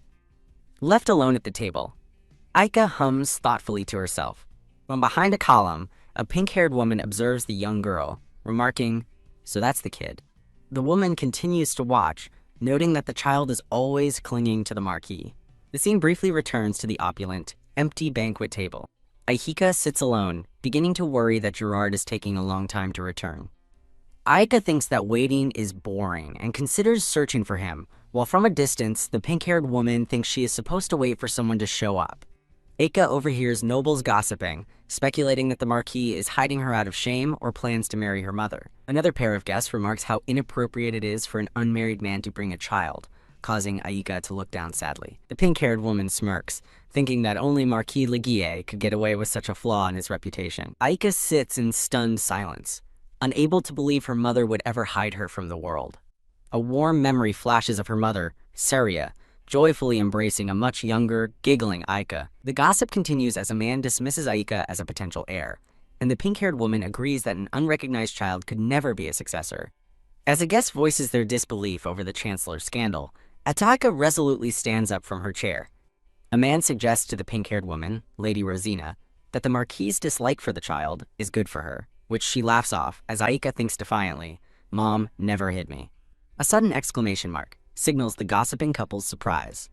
Aika glares with fierce determination, her small fists clenched. Facing the gossiping nobles, Aika stands her ground and shakily calls them liars. Aika defends her mother's pride in her, telling the nobles they know nothing, but the enraged pink-haired woman calls her a brat for lecturing her. The woman furiously blames Aika, shouting that trash like her is the reason the Valiart family is being gossiped about. She continues to yell, telling Aika she has no right to act high and mighty. Splash! The woman throws her red wine, screaming for Aika to know her place as the girl watches in horror. Suddenly, Cassell's voice cuts in from behind, dryly commenting that this confrontation really takes the cake. The pink-haired woman freezes in terror, trembling as she realizes who has just arrived. Stuttering his name in shock, she sees Marquis Leguier standing protectively, his uniform now stained with the wine meant for Aika. A concerned Gerard rushes to Aika's side, asking if she's all right as he pulls her away from the scene. Cassell glances back at the man who is with the woman, who immediately responds with a subservient, "Yes, my lord." The pink-haired woman panics, frantically wondering how much he heard and trying to convince herself it doesn't matter. Cassell turns his head slightly, giving her a cold, knowing look from the corner of his eye. With a chilling calm, Cassell tells her to keep running her mouth, leaving the trembling woman to ask, "Pardon?" On the floor, a terrified Rosina asks Cassell how he could use such vulgar language. Cassell glares down, questioning if her gossip wasn't vulgar, and warns Rosina Green to watch her finances. As he advises her to save for a rainy day, a terrified Rosina and her companion are shown in a downpour of dread. As Cassell walks away, Rosina desperately asks what he means and begs him to wait. The scene transitions to a peaceful, starry night sky above a lit window. Standing outside in the moonlight, Cassell turns as he hears something. He sees Aika and asks his short little peanut why she's out in the cold. Cassell furiously scolds Gerard for not watching Aika and orders a harsh punishment, but Aika quickly defends her guard. Fidgeting with her dress, Aika tells her uncle that she has been thinking about something. A warm memory surfaces of her smiling, red-haired mother, Syria. Aika beams with an identical bright smile. The view focuses on the collar of Cassell's shirt. In a flashback, a younger, smiling Syria interacts with a young, red-haired Cassell. A flustered Cassell admits Aika is something else, and she cutely asks if that means he likes her now. A few days later, a carriage waits outside a townhouse. Aika, wearing a new green dress, happily thanks her uncle for accompanying her. Inside the carriage, Cassell asks if she's really so excited, and Aika confirms they're getting a gift for Ruthvi. Aika chatters excitedly about the flower shop her mom loved, annoying a stoic Cassell who tells her to be quiet. Aika sweetly asks if they can visit the market, explaining that she's never been to one before. Cassell sternly rejects the idea, telling her not to get clever and that they are only there for flowers. A dejected chibi Aika's cat ears droop in disappointment. She thinks sadly about how much she wants to visit the market. In her imagination, a tiny, sad Aika longs for the fun of the market, while Cassell sits impassively. She continues to daydream about the dolls and snacks, still hoping it would be fun. He finally relents, promising to take her next time, and Aika explodes with joy, making him promise. The carriage wheel turns as they continue on their journey through the festive town. Aika runs ahead excitedly, urging her uncle to hurry up while he warns her to slow down. Arriving at a shop with a flower sign, Aika calls out a cheerful, "Hello!" The brown-haired shop owner turns, her expression shifting to one of complete shock. Aika runs toward the woman, calling out Neri and happily asking if she's been okay. A dramatic sound effect emphasizes the emotional weight of the reunion. Neri sweeps Aika into a tight, tearful embrace. Crying with joy and relief, Neri whispers that she's so glad Aika is safe. Hearing Neri say she must have been heartbroken, Aika's eyes begin to well up. Neri hugs Aika tighter, confessing she regrets letting Lady Saria leave that day, which leaves Aika confused. As Cassell watches sternly, Aika asks Neri what she means about her mom. Cassell grabs Aika's collar, demanding her attention. Neri's somber confession about letting Lady Saria go hangs in the air as Aika looks on, confused. Cassell's hand on Aika's collar holds her in place. Wiping away a tear, Neri begins to explain what happened the day before the accident. In a beautiful flashback, Saria smiles warmly while holding a flower, a memory Neri cherishes. Back in the present, Neri smiles through her tears, expressing her relief and how much she missed Aika. Aika looks up, touched, and softly says, "Sister Neri." Neri invites them inside, asking who the flowers are for, as Cassell watches from the background. Aika excitedly declares she's getting flowers for her new friend, her grandpa, her uncle Gerard, and Zenda. Cassell tells his peanut that she doesn't need to get him anything. Aika protests loudly, certain that the pretty flowers will surely change his mind. Neri smiles, proudly stating her flowers are the prettiest and promising to pick out the best for them. A gorgeous bouquet of flowers is elegantly wrapped with a flowing red ribbon. A hand gently tucks a purple flower behind Aika's ear, making her look up inquisitively. Aika cheerfully thanks the shop owner, Neri, who smiles back at her. As Cassell waits outside, a tiny, panicking Aika calls for her uncle to wait for her. Pointing enthusiastically, Aika asks Neri for another flower, and Neri worries it might be too heavy for her. Startled, Cassell turns to see Aika has joined him outside, acknowledging his peanut. A giant, vibrant sunflower fills the frame with a flourish. Cassell questions Aika for carrying a flower her own size, but she proudly declares she picked it for him because it would suit him. Aika beams with joy, happily clutching the huge sunflower. Unimpressed, Cassell asks how a giant flower could possibly suit him, and where he's supposed to put it. Aika pouts with puffed cheeks, thinking her uncle is being mean. A chibi Aikaka pouts, asking if they can forget nature, while Cassell resignedly holds the sunflower, telling her to do as she pleases. Against a dramatic sky, a voice states that if something feels unfair, one must grow bigger, followed by a scream of, "Arg!" Back in the carriage, Aika looks up at a stern Cassell with a confused, "Huh." Arriving home, Cassell steps out and asks his guard what's going on, who responds nervously. A flustered man announces that the young master and lady from the banquet have come to visit. The man explains that the pink-haired woman, Rosina, and her companion are at the gate, refusing to leave until they apologize. Gerard notes that their apology seems genuine and asks Cassell for his decision. Cassell remains silent, thoughtfully considering the situation. Cassell asks Aika if she wants to meet them, giving her the choice to stay in the carriage, and she hesitates. With newfound resolve, Aika looks up brightly and agrees to go. As Cassell and Aika approach, the nervous pink-haired woman stammers his title, and he's told the young miss has come too. With a sudden thud, the disgraced noble and Rosina bow deeply before Aika. The man sincerely apologizes to the young miss, promising never to speak so carelessly again. The man and Rosina both plead for forgiveness, vowing that such an incident will never be repeated. As a token of apology, Rosina nervously presents a gift box, revealing a stunning ruby and diamond necklace set. Cassell looks down at Aika, quietly asking for her opinion. He tells his peanut that she doesn't have to accept the gift if she doesn't want to. Aika calmly states she doesn't need the gifts, sending the apologetic pair into a panic. Aika then breaks into a bright, knowing smile. She accepts their apology, acknowledging their courage in coming to her directly. Aika sternly warns them never to do it again, bringing visible relief to the smiling couple.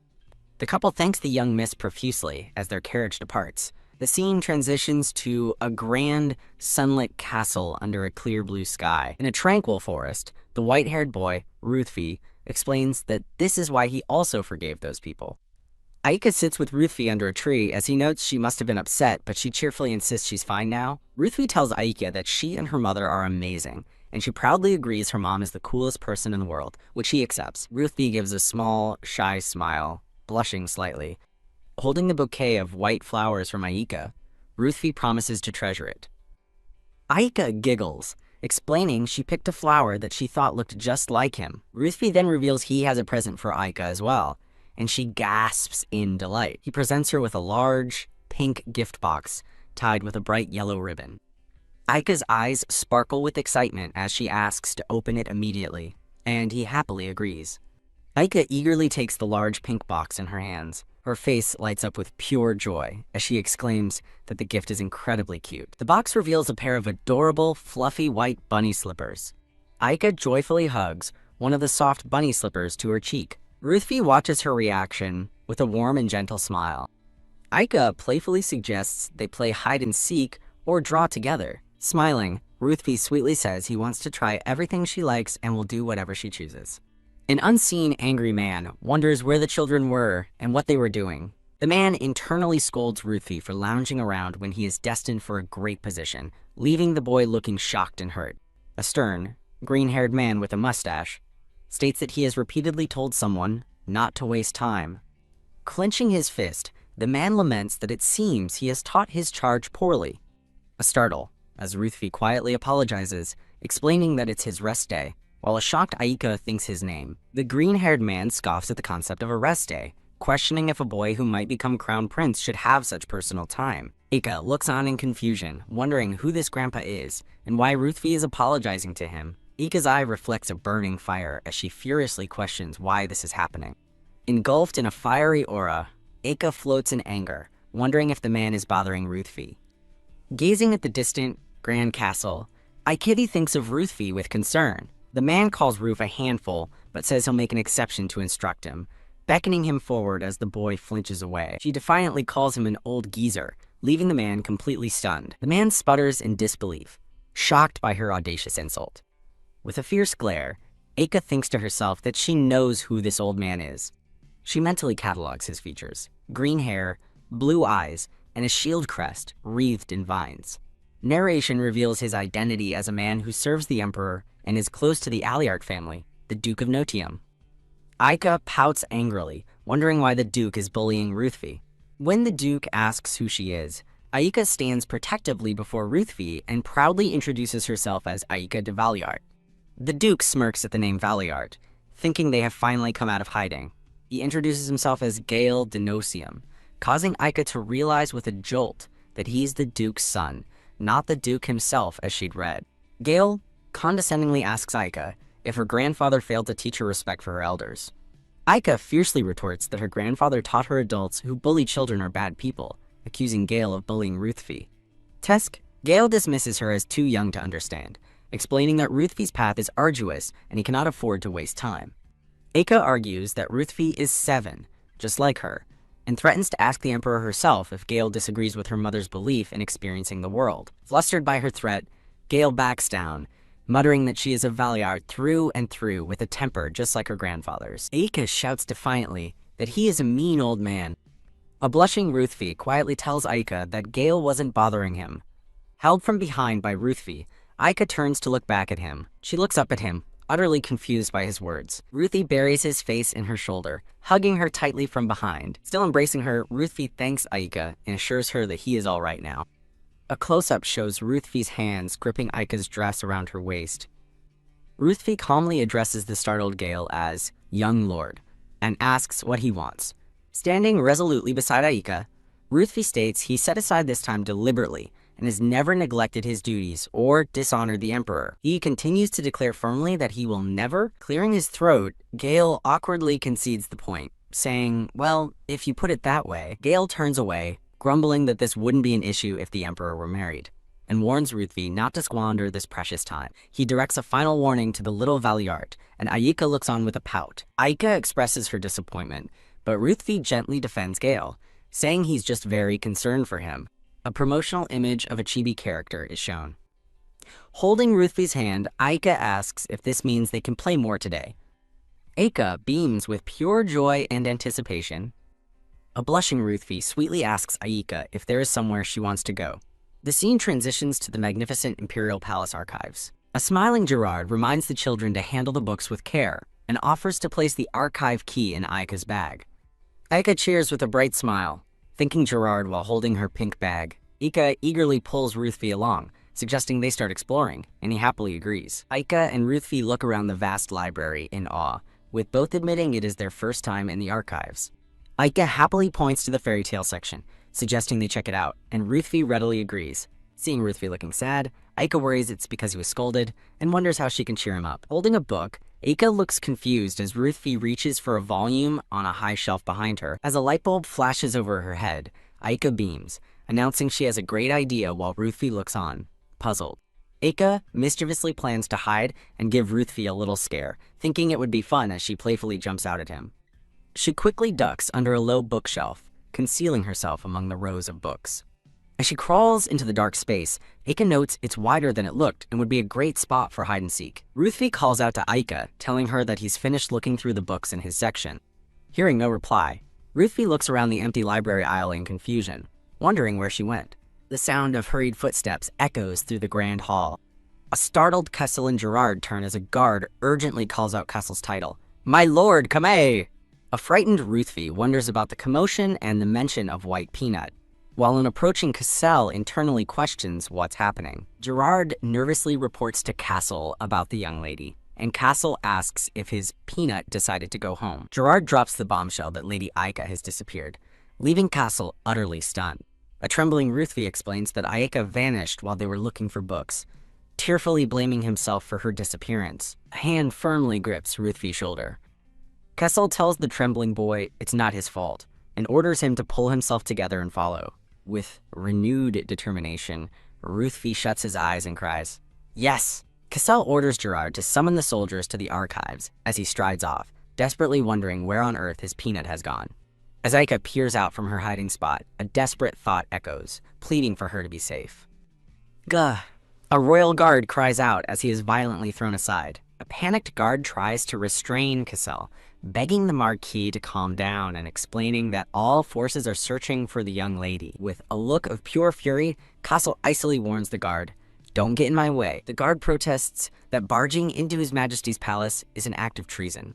A man in a white fur-collared uniform coolly orders Cassell to move, but a guard behind him shouts his refusal. The man tells Cassell to calm down, swearing on his name that he'll find Aika and asking him to wait just a little longer. Cassell glares with murderous intent, threateningly asking if the man thinks he won't kill him. The man holds up the archive key, blaming Cassell for giving it to her in the first place, which led to this situation. He admits he acted rashly, but insists Aika will be safe, urging Cassell to trust him and wait. Enraged, Cassell grabs the man by his lapels, shouting that the key made her disappear and he's expected to just trust him. The man looks anguished, thinking that after losing his sister, He can't bear to watch his niece vanish too. Clenching his fist, he tells Cassell that if he can't trust him, he must trust Saria. Narration reveals the archive key was a gift from Saria to Aika, and she never would have left anything dangerous for her daughter. The man gives a sad smile, stating that he can't refuse a request from Saria, a fact he knows Cassell understands well. Cassell remains silent, his intense anger finally beginning to cool. Relaxing his grip, Cassell begrudgingly agrees to hold off for now. The man looks on with relief as Cassell backs away, and a guard calls out to his lord. The scene shifts to a serene, hidden chamber within the archives, bathed in blue light. Ruthven cries out Aika's name in relief, rushing to embrace her tightly. A tearful Ruffy asks if she's okay, and Aika smiles, reassuring him that she's fine and sorry for making him worry. Ruthven softly says her nickname Peanut, and she looks up at him with wide, innocent eyes. Aika's eyes widen in fear as she sees a furious, flame-wreathed Cassell standing behind Ruthven, and she thinks, "Uncle?" When Cassell demands to know where she was, Aika nervously explains she was only trying to surprise Ruthven. With a sudden gasp, Aika is swept off her feet. Cassell pulls her into a tight, desperate hug, closing his eyes with overwhelming relief. Held securely in his arms, Aika looks up at her uncle in complete confusion. Achibi Cassell declares that while he is glad she's safe, she is now banned from the palace, causing Aika to scream in protest. Aika tearfully demands to know why she can't come back, as a shocked Ruthven watches. Ruthven interjects, begging the Marquis to wait, while Cassell holds a stunned Aika in his arms. Ruthven stands resolute, promising that such an incident will never happen again. Looking over his shoulder, Cassell informs Ruthven that while Aika is banned, he is welcome to visit their house to play. Ruthven clenches his fist with resolve, thinking that he will not fail to protect her again. He vows to himself that next time, he will be the one to protect her, as Cassell looks back with a stern, knowing expression. As Cassell walks away, he wonders about the strange energy he felt from Ruthven, suspecting it wasn't just his imagination. The red-haired man coldly dismisses Ruthven's plea, telling him to leave now. In a chibi-style farewell, Aika and Ruthven wave goodbye, with Aika cheerfully telling Cassell to take care. Aika looks down with a tear in her eye, apologizing in her thoughts for lying, convinced she couldn't tell them the truth. The scene flashes back to a few hours ago, inside the shimmering, magical archive chamber. In the hidden room, Aika looks down to find a small, pink bunny with a red bow tie staring up at her. The white rabbit, wearing a monocle, stares intently at Aika. Aika is stunned when the rabbit speaks, asking if she is lost, and she blurts out in shock, "Did you just talk?" The bunny hops back in surprise. The rabbit startles Aika by asking if she knows someone named Saria. Crouching down, Aika asks the bunny how it knows her mom, while the rabbit seems surprised to learn Saria is her mother. The rabbit realizes Aika must be Saria's daughter, and introduces himself as Lepus, a friend of Saria's. Aika wonders if her mom had a ghost rabbit friend, prompting an indignant Lepus to shout that he is not a ghost. Lepus glances at a large clock, noting the late hour. After learning her name is Aika, Lepus tells her to wait a moment while he pops out. Lepus disappears with a whoosh, jumping into a swirling blue portal. Aika looks on in confusion after the rabbit vanishes. She tentatively reaches for the portal's location, amazed she could pass through, only to find Wah. Aika cries out as a heavy stone tablet with strange runes suddenly materializes in her hands. Lepus's paw is seen giving her the tablet, telling her to catch the item Saria left for her. When Aika asks what the tablet is, Lepus cryptically replies, "Me." She stares at the runic tablet in her hands, asking in disbelief, "This is you?" A vision of a serene, red-haired woman holding the same tablet appears. Aika asks about a word on the tablet, and Lepus explains it means indicator, or seeker, wondering if Saria never told her. With a sad expression, Aika reveals that her mom passed away recently. Lepus looks on with understanding, realizing this must be why Saria gave him certain instructions. Lepus recalls Saria telling him someone precious would come one day, concluding it was Aika, though he's surprised by how young she is. Lepus reveals that Saria tasked him with explaining everything and protecting Aika from the prey daughter. Aika questions the strange word as Lepus gestures with his paw, preparing to explain. He tells her to look as a magical light emanates from his paw. Aika watches in awe as enchanted pages fly out of a book and swirl around them. Predator means hunter. Ancient scrolls appear as the narration warns that these hunters are extremely dangerous. A tale unfolds of a god who left behind relics called Absolti, entrusting them to divine beings known as Hierotica. Lepus explains that Absolte also shared the relics with the Seekers, who helped maintain the world's balance. But peace was shattered when envious people began hunting Seekers to steal their relics, giving birth to the Predators. Lepus explains that seekers still chase relics while hunters chase seekers, revealing to a stunned Aika that she has inherited the power of a seeker. Aika's eyes widen as the terrifying implication dawns on her. Her panicked thought echoes against a stark, threatening background. She's going to be hunted too. Her fear solidifies as she whispers aloud, wondering if she's truly going to be hunted. Aika looks worriedly at Lepus and asks how he can possibly protect her. Lepus explains that when a seeker awakens a dormant relic, it grants them special powers. A golden-bordered text box reveals that Saria awakened many relics and gained numerous powers. Illustrations show some of Saria's abilities, like binding an enemy's feet with chains or shielding herself from rain with an umbrella. Aika's eyes sparkle with excitement as she realizes her mom had amazing powers. In another time and place, a girl with brown pigtails tells Cassell she's been seeing the future since swallowing a gem her mom gave her, asking if it's an ability. A shocked Lepus asks what she swallowed. Back with Aika, Lepus vaguely mentions that Saria had to forcibly draw power out of something, leaving Aika confused. Lepus dismisses her question, insisting that, to fight hunters, she must collect relics, which seekers can sense.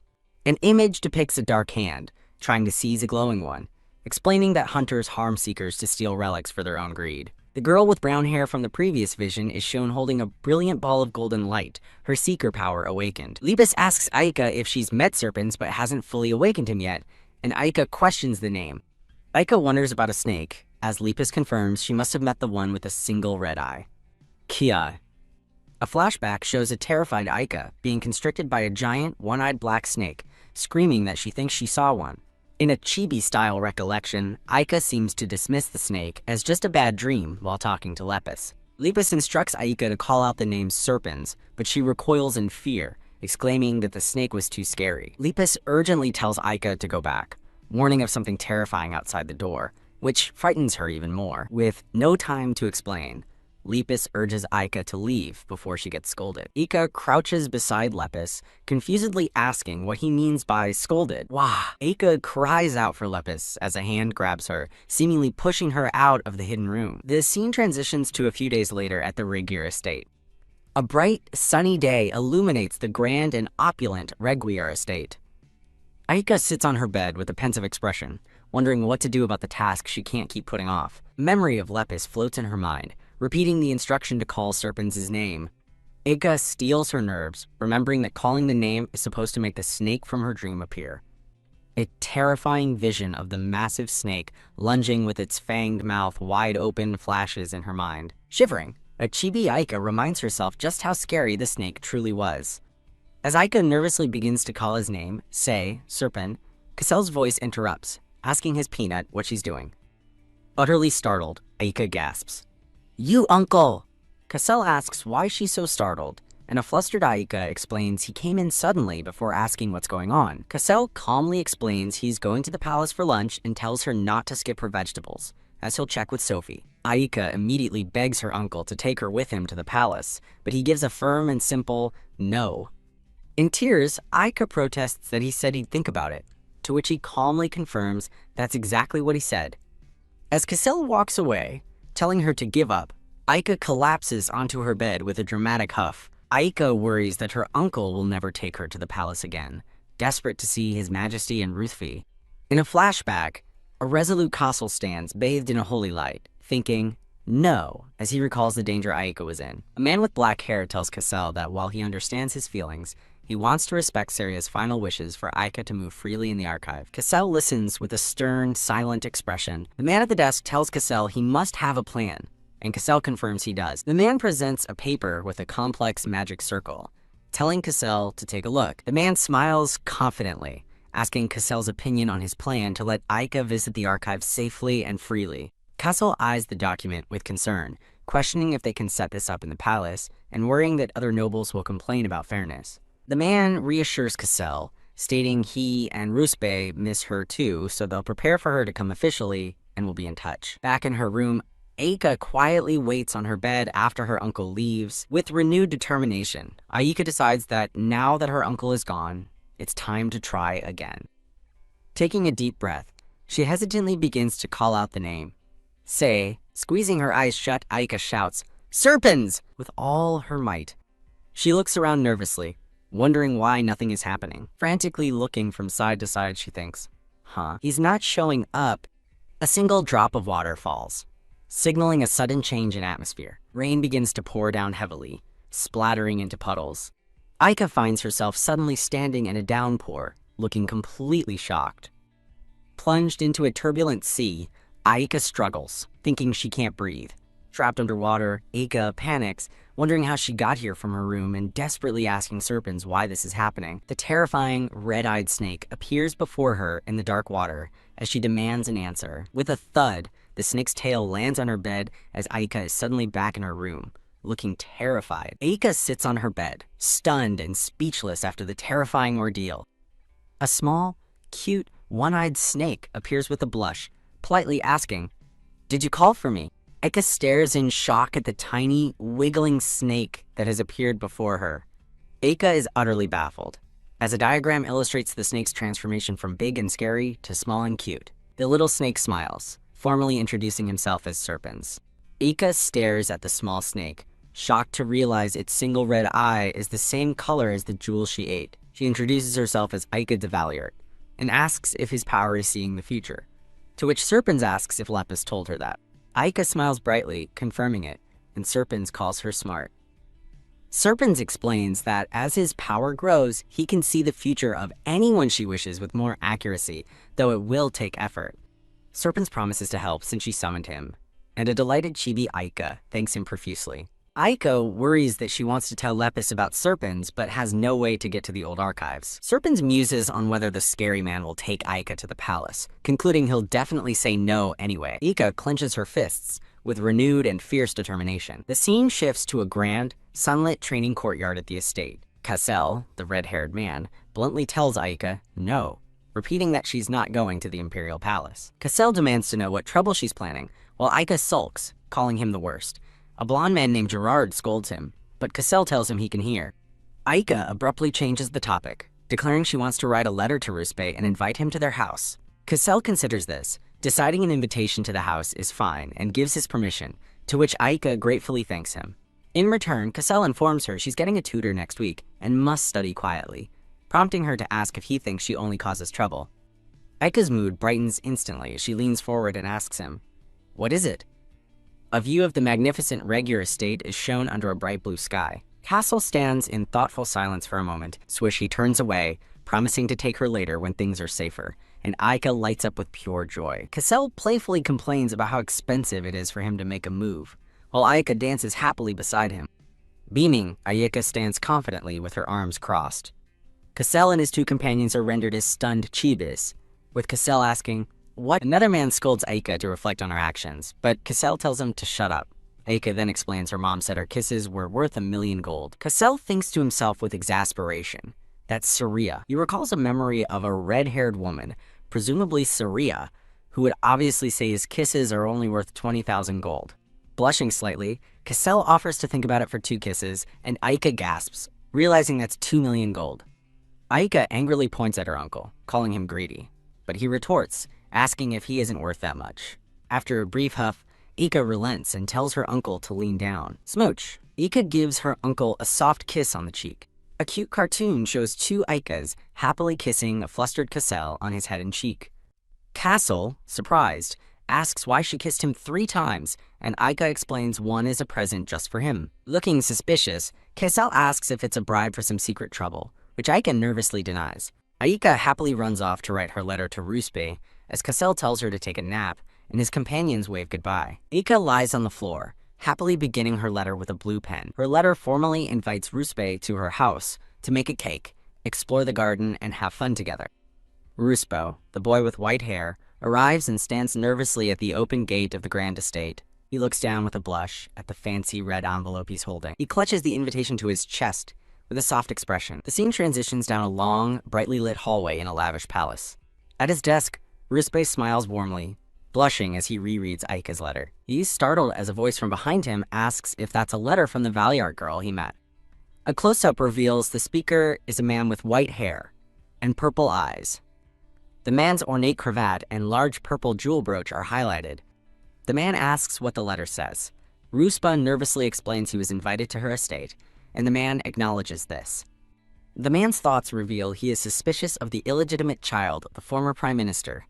With a stern expression, the man thinks her sudden appearance is suspicious no matter how you look at it. He coldly tells Ruspe, "Do not go," leaving the boy utterly shocked. The man clarifies that Ruspe shouldn't go unless it's absolutely necessary. Clenching his fist behind his back, Ruspe stammers, "F, father."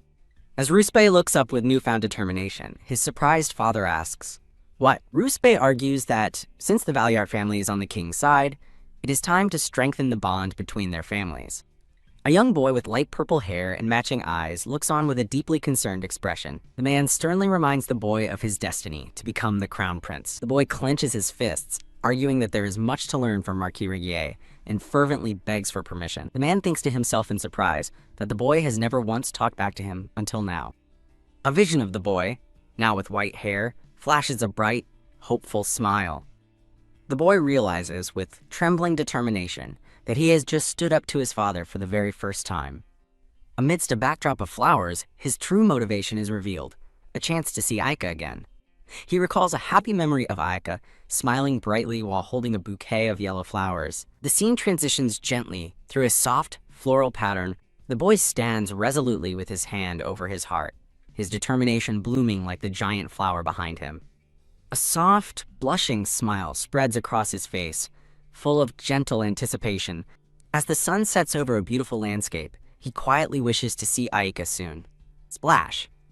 In a flashback, the boy now named Ruspe is startled by a drop of water hitting his face. Ruspe remembers Aika's terrifying fall into the water, thinking with regret that he never knew she was in such danger. The memory of Aika tumbling through the air and plunging into the water flashes through his mind. The vision ends with a final echoing splash. The scene shifts to a grand, sunlit palace where the two are about to be reunited. Ruspe, holding a wrapped gift, greets Aika with a gentle smile. Aika happily accepts the present, thanking Ruspe for the thoughtful gift. Ruspe nervously touches his white hair, asking if it looks strange, while Aika dismisses his worries. Aika laughs warmly, reassuring him as she lovingly clutches her new gift.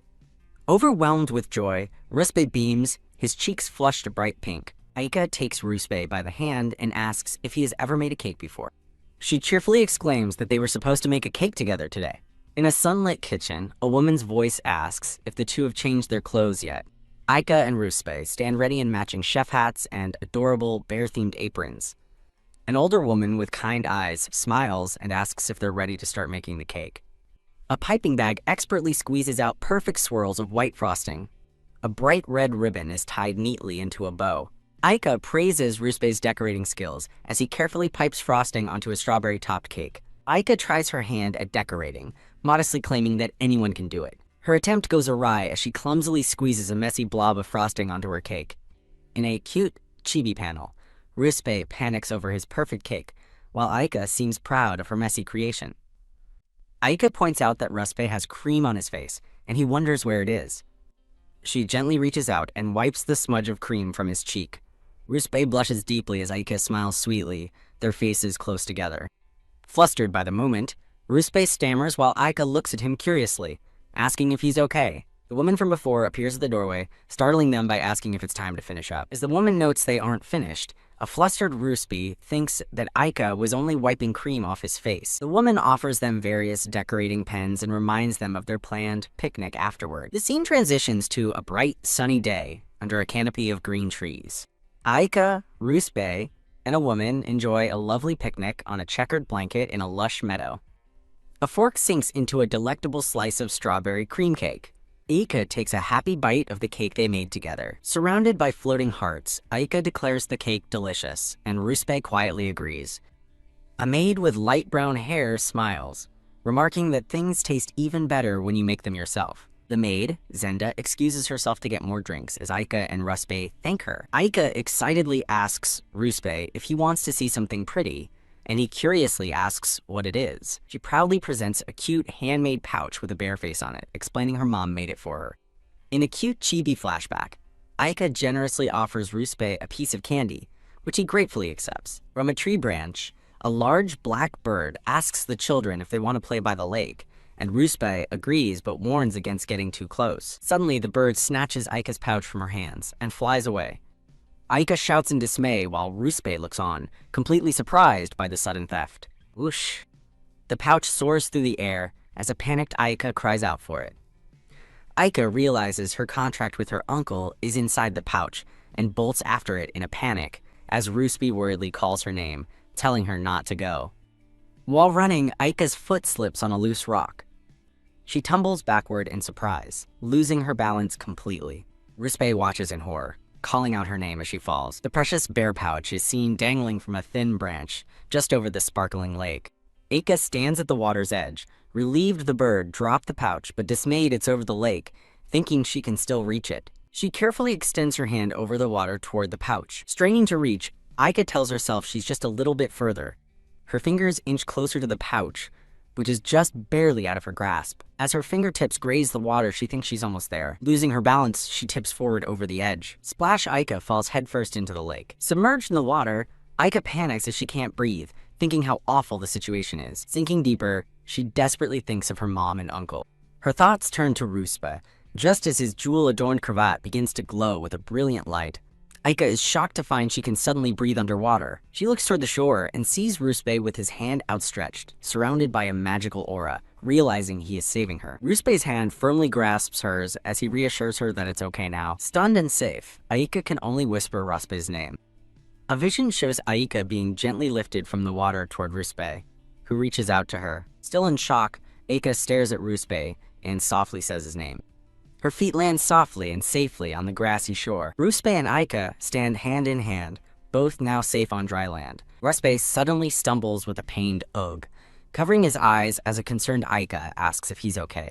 Aika asks if he's hurt from saving her, but a blushing Ruspe insists he's fine, just a little dizzy from the effort. Ruspe confirms that he was the one who moved her to safety, leaving Aika utterly astonished. Aika excitedly praises Ruspe, asking how he performed such an amazing feat, and he shyly admits that he used magic. Ruspe puts a finger to his lips, asking Aika to keep his magic a secret because someone named Kamaye told him it's a rare and hidden ability. Aika thoughtfully processes this, asking if he's a rare magic user, and Ruspe confirms he thinks so. Ruspe then presents Aika with her bear pouch, much to her surprise. Aika exclaims that it's her pouch, and Ruspe happily explains that he used magic to sew it back together for her. Overjoyed, Aika throws her arms around Ruspe in a tight hug, thanking him profusely. Ruspe blushes deeply, surprised and flustered by the sudden embrace. A flustered chibi Ruspe gestures wildly while Aika wonders what could be so difficult. Aika gasps with a sudden, important realization. Aika tells Ruspe he doesn't have to tell her his secrets, promising to keep it safe because her mom taught her that even friends can have secrets. Touched by his trust and her own understanding, Aika beams with a warm, genuine smile. Watching from afar, Zenda thanks Ruspe, thinking that he's a true friend to Aika. Aika and Ruspe are startled as they hear Zenda's voice calling out to them. Aika takes Ruspe's hand and agrees to go back. As they walk with Zenda, Aika leans in and asks Ruspe if he wants to hear her secret too. Aika cheekily touches her tooth and reveals her big secret. She has a loose front tooth. Aika confides that Zenda wants to pull her tooth, but she doesn't want it pulled yet. Russ promises to keep her secret as well. When Zenda asks what they're talking about, Aika playfully tells her it's a secret. The scene transitions, showing elegant decor and a bouquet of pink roses. Tap! A voice calls to Lady Aika, demanding the answer to a question during her studies. With a fist raised in triumph, Aika enthusiastically shouts yes, while a small purple snake on her shoulder looks on silently.